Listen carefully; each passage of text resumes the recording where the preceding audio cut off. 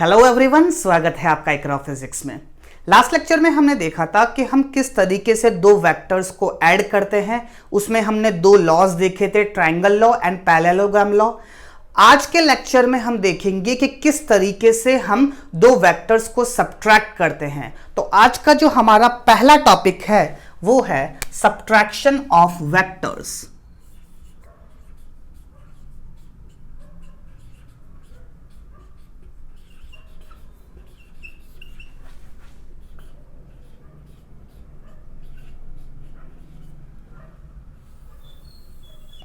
Basically किसी एक vector को किसी दूसरे वेक्टर में से सब्ट्रैक्ट करने के लिए कोई अलग से लॉ नहीं है।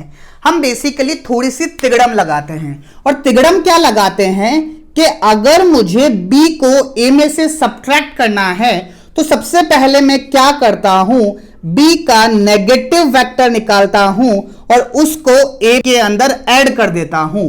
और जैसे ही a के अंदर ऐड करूंगा प्लस माइनस अगेन माइनस हो जाएगा, तो ये a माइनस b हो जाएगा। तो इस तरीके से मैं किसी एक वेक्टर को दूसरे वेक्टर में से सब्ट्रैक्ट कर सकता हूं। फॉर एग्जाम्पल, ये कोई एक वेक्टर है a वेक्टर और ये कोई वेक्टर है b वेक्टर। मुझे a में से b को सब्ट्रैक्ट करना है तो मैं क्या करूंगा, सबसे पहले b का नेगेटिव वेक्टर निकालूंगा। नेगेटिव वेक्टर ऐसा वेक्टर जिसका मैग्नीट्यूड सेम और डायरेक्शन अपोजिट, और इस नेगेटिव वेक्टर को मैं इसके अंदर ऐड कर दूंगा। तो बेसिकली अगर मैं इसको ड्रॉ करूं तो ये मेरा a वेक्टर, ये मेरा b वेक्टर और b के अपोजिट ये मेरा माइनस b वेक्टर। तो इसका और इसका जो रिजल्टेंट आएगा वो कहीं यहां पे आएगा। तो ये मेरा रिजल्टेंट आएगा इस तरीके से। चलिए, अगर मैं कहता हूं कि a और b के बीच में एंगल है थीटा, तो a और माइनस b के बीच में जो एंगल आएगा वो आएगा 180 माइनस थीटा, और रिजल्टेंट कहीं a और माइनस b के बीच में आएगा यहां पे।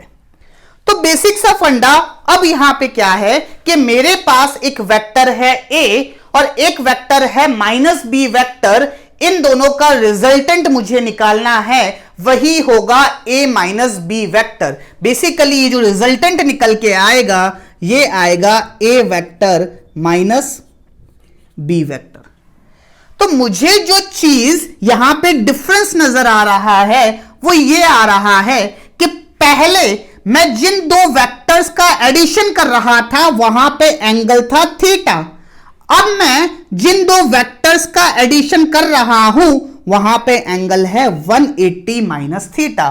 तो जो हमारे पुराने फॉर्मूले आए थे उसमें अगर मैं थीटा की जगह 180 माइनस थीटा रख दूंगा तो क्या मेरा आंसर आ जाएगा यस और नो? क्यों? क्योंकि b के मैग्नीट्यूड में कोई चेंज नहीं आया।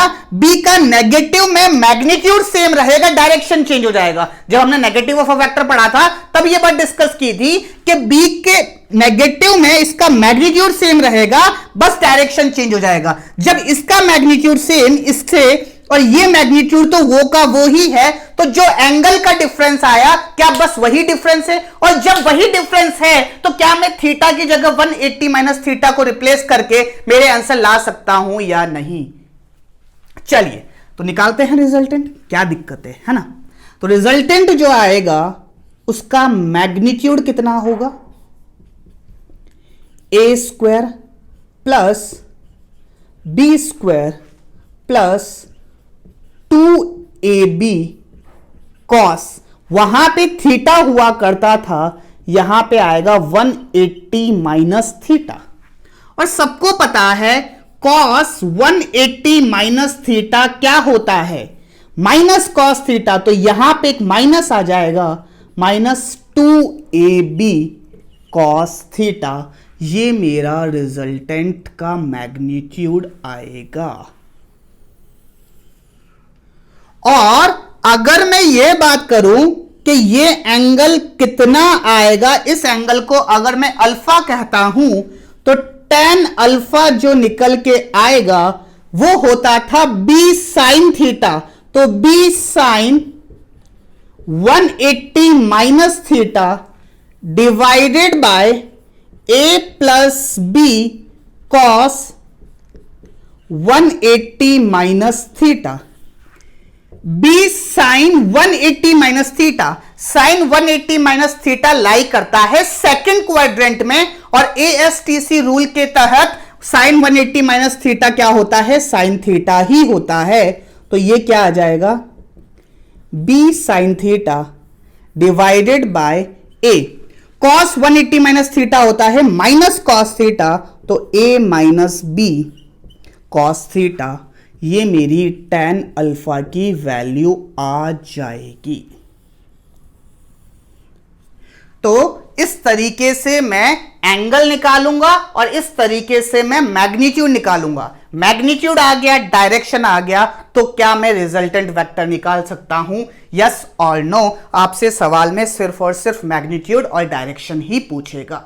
चलिए बात करते हैं कि ये कोई एक वेक्टर है, ए वेक्टर, ठीक है, इसका मैग्नीट्यूड है 5। ये कोई एक वेक्टर है बी वेक्टर और इसका मैग्नीट्यूड है 2। इन दोनों के बीच में जो एंगल है वो है 60 डिग्री। तो मुझसे अगर सवाल में पूछा है कि रिजल्टेंट का जो मैग्नीट्यूड होगा वो क्या होगा और रिजल्टेंट ए के साथ जो एंगल बना रहा होगा वो क्या होगा, तो मैं कैसे निकालूंगा। सिंपल सी बात, फॉर्मूले में वैल्यू पुट करो। फॉर्मूले में वैल्यू जब मैं पुट करूंगा तो रिजल्टेंट का जो मैग्नीट्यूड आएगा वो आएगा ए का स्क्वायर। ए का स्क्वायर इज 25 प्लस बी का स्क्वायर इज 2 का स्क्वायर 4 माइनस, वहां पे प्लस आता था यहां पे माइनस आता है, 2 into a which is 5 into b and cos 60 degree. तो ये कितना हो गया, 29 माइनस 5 2 जा 10, 10 2 जा 20 इंटू cos 60 इज 1/2। तो ये 10 से गया, तो ये रिजल्टेंट का जो मैग्नीट्यूड निकल के आया वो आया 19। और जो डायरेक्शन होगा tan अल्फा वो होगा b साइन थीटा। तो b की वैल्यू कितनी है 2, और साइन थीटा बेसिकली क्या होगा, sine 60 degree which is √3/2 divided by a 5 plus minus, यहां पे माइनस आता है नेगेटिव में, minus b is 2, cos 60 is 1/2। इससे ये गया तो ये कितना आ जाएगा, √3/5 - 1 4। तो अल्फा की जो वैल्यू निकल के आएगी वो आएगी tan इनवर्स √3/4। तो इस तरीके से हमने रिजल्टेंट किसका निकाला, बेसिकली यहां पे जो रिजल्टेंट है वो ए और बी का नहीं है, a माइनस बी है। बेसिकली ये क्या है, A vector minus B vector. तो इस तरीके से हम किसी भी दो वेक्टर्स को सब्ट्रैक्ट कर सकते हैं। बेसिकली कुछ भी नहीं करना है, जिस वेक्टर को सब्ट्रैक्ट करना है उसका नेगेटिव लो, और जिस वेक्टर में से सब्ट्रैक्ट करना है उसके नेगेटिव को उससे सम निकाल दो, वही हमारा आंसर होगा। तो जो रिजल्टेंट आता है वो आता है a square plus B square minus 2ab cos theta, और उसका जो एंगल आता है वो आता है b sin theta divided by a minus b cos theta. या फिर इतना भी याद नहीं रखो तो सिर्फ इतना याद रख लो, जहां जहां पे cos थीटा है वहां पे माइनस cos थीटा लिख दो, आपका आंसर आ जाएगा सब्ट्रैक्शन के लिए। ओके, तो ये हमारा पहला टॉपिक था जिसका नाम था सब्ट्रैक्शन ऑफ वेक्टर्स। चलिए एक दो सवाल करते हैं इसके ऊपर।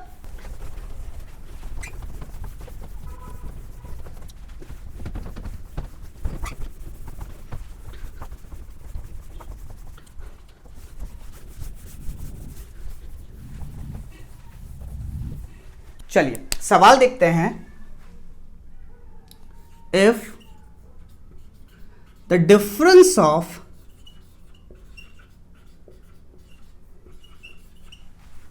To unit vectors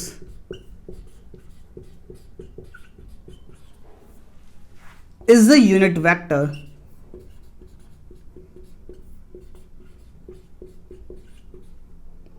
then magnitude of their sum is। Basically क्या बोला है कि मेरे पास दो यूनिट वेक्टर है और उन दोनों का जो डिफरेंस है वो भी एक यूनिट वेक्टर है, तो उन दोनों का जो सम होगा उसका मैग्नीट्यूड कितना आएगा। बेसिकली उन दोनों का जो सम होगा उसका जो रिजल्टेंट आएगा उसका मैग्नीट्यूड क्या आएगा, आपसे सवाल में ये पूछा है। वीडियो को पॉज कीजिए और ट्राई कीजिए। मैं स्टार्ट कर रहा हूं। चलिए, क्या बोला है, मेरे पास कोई एक वेक्टर है ए वेक्टर, और इस ए वेक्टर का जो मैग्नीट्यूड है वो है 1। एक और वेक्टर है बी वेक्टर, इस बी वेक्टर का जो मैग्नीट्यूड है वो है 1, और एक और वेक्टर है A vector minus B vector, और इसका जो मैग्नीट्यूड है वो भी है 1। क्या बोला है, if the difference of two unit vector is a unit vector. Unit vector मतलब मैग्नीट्यूड कितना आएगा, 1। तो ये जो मैग्नीट्यूड निकल के आता है इसकी जो वैल्यू होती है वो होती है ए का स्क्वायर प्लस बी का square minus 2ab cos theta. चलिए, इसकी वैल्यू कितनी है, 1। ए बेसिकली मैग्नीट्यूड की बात होती है, 1 का स्क्वायर 1 प्लस 1 का square 1 minus 2 into 1 into 1 cos theta. चलिए, ये हो गया 1 2। अब यहां से मैं इन दोनों को ऐड कर रहा हूं, 2 आएगा, यहां से भी 2 कॉमन आएगा, तो बेसिकली 2 कॉमन ले लिया, 1 माइनस cos थीटा। ये इधर आएगा तो ये हो जाएगा 1/2 is equals to 1 minus cos theta. cos theta को इधर ला रहा हूं, 1/2 को इधर ला रहा हूं, तो cos theta is equals to 1 minus 1/2, तो ये हो जाएगा 1/2। तो इसकी जो वैल्यू निकल के आएगी, थीटा की जो वैल्यू निकल के आएगी वो आएगी 60 डिग्री। थीटा की वैल्यू निकल के आई 60 डिग्री। अब मुझे निकालना है कि इन दोनों का जो सम होगा, A vector plus B vector, इसका मैग्नीट्यूड क्या होगा। तो इसका मैग्नीट्यूड का फॉर्मूला क्या होगा, A square plus B square plus 2ab cos theta. चलिए, ए इसका मैग्नीट्यूड 1, 1 का स्क्वायर 1, इसका मैग्नीट्यूड 1, 1 का स्क्वायर 1, 2 इंटू 1 इंटू 1, और cos थीटा की वैल्यू निकल के आई 1/2। तो ये इससे ये गया, ये तो इसके स्क्वायर की वैल्यू निकल के आई। ठीक है, यहां पे कुछ मिस्टेक हो रही है क्या, यस, यहां पे ये इसका स्क्वायर होगा, तो यहां पे भी 1 का स्क्वायर, तो ये 1 ही आएगा। तो यहां पे ये तो इसके स्क्वायर की वैल्यू निकल के आई। तो अगर मुझे a प्लस बी की स्क्वायर की वैल्यू देखूं तो 1 प्लस 1 प्लस 1 3 निकल के आई, तो a प्लस बी वेक्टर का जो मैग्नीट्यूड निकल के आएगा वो आएगा √3। इसका जो मैग्नीट्यूड निकल के आएगा वो आएगा √3। तो इस तरीके से हमने इस सवाल को सॉल्व किया। तो बेसिक फंड क्या रहा कि अगर मुझे डिफरेंस निकालना है तो जिस वेक्टर को सब्ट्रैक्ट कर रहे हैं उसका नेगेटिव लो और उन दोनों का सम निकाल दो।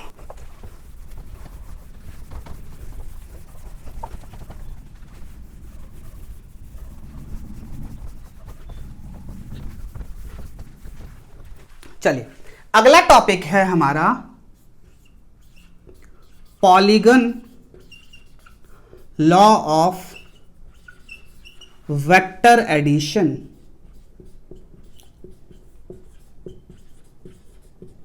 कल हमने जब वेक्टर एडिशन सीखा था तब एक बात सीखी थी कि वेक्टर्स को ऐड करने के 3 तरीके, triangle law, parallelogram law and polygon law. Triangle law और पैरेललोग्राम लॉ ये 2 वेक्टर्स को ऐड करने के काम आता है। वहीं पे पॉलीगन लॉ जो है ये मोर देन टू वेक्टर्स को ऐड करने के काम आता है. So the first point is it is used to add more than two vectors.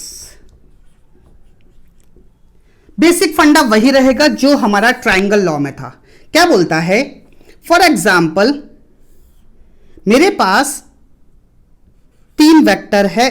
एक वेक्टर ए, दूसरा वेक्टर बी, तीसरा वेक्टर सी. और मुझे निकालना है A vector plus B vector plus C vector क्या होगा. लेट्स से ये कोई इनका रिजल्टेंट जो है वो है आर वेक्टर. तो बेसिक फंडा क्या कहता है? If more than two vectors are represented by sides of a polygon taken in order, then resultant is represented by closing the side of the polygon taken in opposite order. Basically basic फंडा क्या कहता है कि अगर more than two vectors are represented by side of a polygon, जहां पे एक की हेड से दूसरे की टेल, एक की हेड से दूसरे की टेल ज्वाइंट है, तो जो रिजल्टेंट होगा वो इस तरीके से निकाल सकते हो कि फर्स्ट वेक्टर की टेल से लास्ट वेक्टर के हेड को ज्वाइन कर दो, तो इसकी जो लेंथ होगी यही आपको रिजल्टेंट निकाल के देगी. तो बेसिक फंडा क्या कहेगा कि A plus B plus C is equals to R vector. अब इसका प्रूफ भी देख लेते हैं. सबसे पहली बात देखो कि ए और बी इन दोनों का रिजल्टेंट कैसे निकालूंगा? फर्स्ट वेक्टर की टेल से लास्ट वेक्टर के हेड को ज्वाइन कर लो. तो इन दोनों का रिजल्टेंट ये हो गया. लेट्स से ये रिजल्टेंट हुआ R1 which is equals to a vector plus B vector. अब मुझे R1 और C का रिजल्टेंट निकालना है जो कि R के बराबर होगा. तो इसकी हेड से इसकी टेल जुड़ी हुई है, तो रिजल्टेंट क्या होगा? फर्स्ट वेक्टर की टेल से लास्ट वेक्टर के हेड पे, तो R की जो वैल्यू निकल के आएगी वो आएगी R1 प्लस C वेक्टर. और R1 की वैल्यू क्या है? A vector plus B vector plus C vector. ये मेरा रिजल्टेंट आ जाएगा. बेसिक फंडा जो हमारा ट्राइंगल लॉ में था वही था कि all the vectors are represented by the sides, then resultant is represented by last side, and this last side is taken in opposite order as compare to other vectors. अच्छा, अब अगर मैं closed polygon की बात करूं,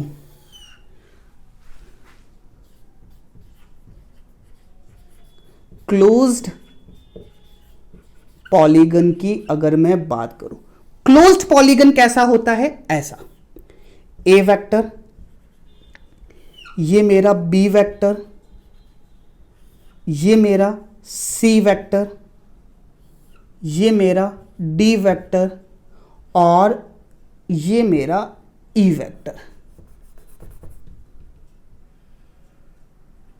इस तरीके से मेरा क्लोज्ड पॉलीगन है. अगर जिन वेक्टर्स का मुझे सम निकालना है वो अगर क्लोज्ड पॉलीगन बना रहे हैं, फॉर एग्जांपल यहां पे अगर मैं A vector plus B vector plus C vector plus D vector plus E vector निकालूं, तो इसका आंसर क्या होगा? तो रिजल्टेंट हम कैसे निकालते हैं? फर्स्ट वेक्टर की टेल से लास्ट वेक्टर के हेड पे. अब यहां पे फर्स्ट वेक्टर भी यही है और लास्ट वेक्टर भी यही है, तो रिजल्टेंट क्या मेरा एक नल वेक्टर आएगा? यस और नो? तो क्लोज्ड पॉलीगन के केस में रिजल्टेंट हमेशा एक नल वेक्टर आएगा. अब इसी केस में क्लोज्ड पॉलीगन के केस में, इन क्लोज्ड पॉलीगन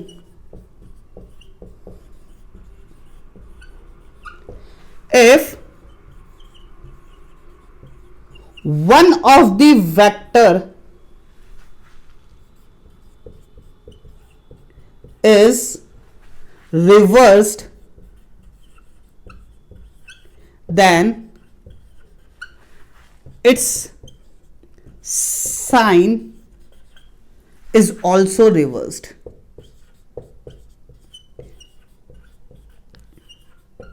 अरे ये तो आम सी बात है कि फॉर एग्जाम्पल अगर यहां पे E का डायरेक्शन ऐसे ना हो के ऐसे होता तो ये कैसे बनता?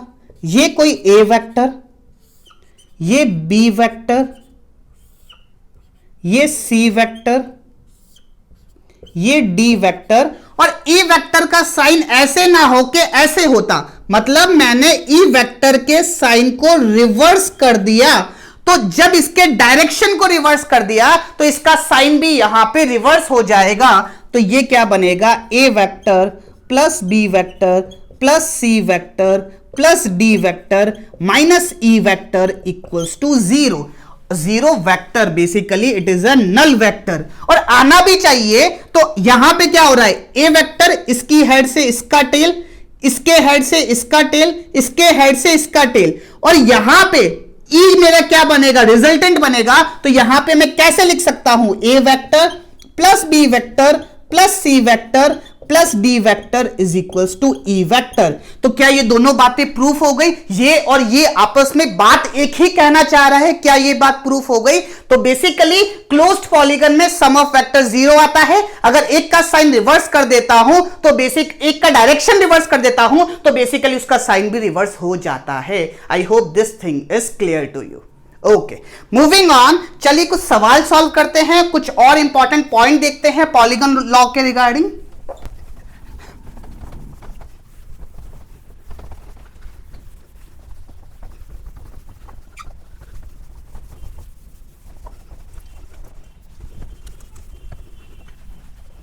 चलिए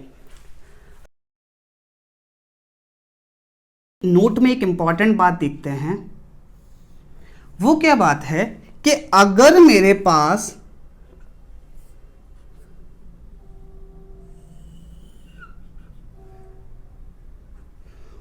कोप्लेनर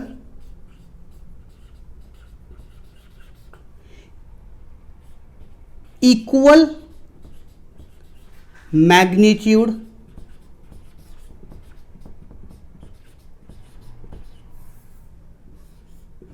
separated by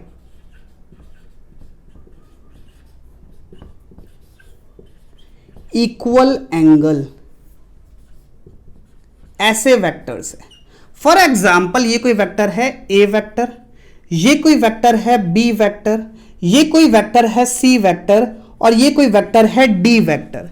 तो अगर मेरे पास इस तरीके का कुछ खेल है कि सबका मैग्नीट्यूड सेम है और सब एक दूसरे से इक्वल एंगल पे है, ये भी 90, ये भी 90 और ये भी 90, तो इनका जो रिजल्टेंट आता है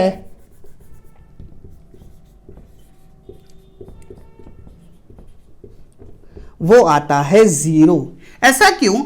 अगर इसका मैग्नीट्यूड और इसका मैग्नीट्यूड सेम है तो ये इसको कैंसिल कर देगा और इसका मैग्नीट्यूड और इसका मैग्नीट्यूड सेम है तो ये इसको कैंसिल कर देगा, तो इनका रिजल्टेंट 0 आएगा। इसी बात को आप पॉलीगन लॉ से भी समझ सकते हो। आप इनको इन सारे वेक्टर्स को पैरेलल शिफ्ट कर सकते हो।